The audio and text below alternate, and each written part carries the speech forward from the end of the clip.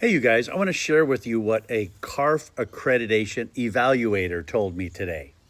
I'm Bob Tyler, and I help addiction counselors and treatment programs provide their patients the best possible care.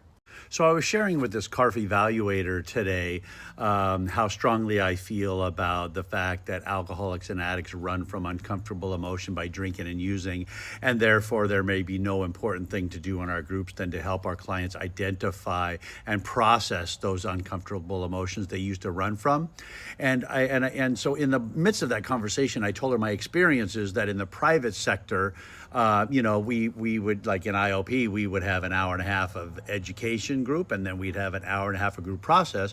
But in the private sector, what I'm seeing is there's almost no process groups and only educational groups. And in fact, our bosses want us to keep the fidelity of the education so we can get paid.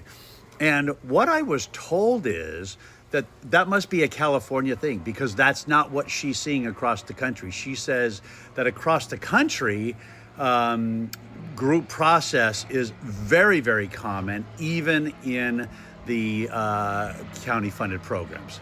So can you please type in the comments box your impressions of that? Is that something that this lack of process group, something that is maybe just a California thing, or is it elsewhere in other states in our country? I'd appreciate your response to that. Thank you.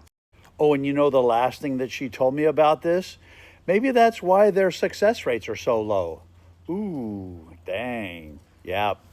All right. Well, let's fix it, California.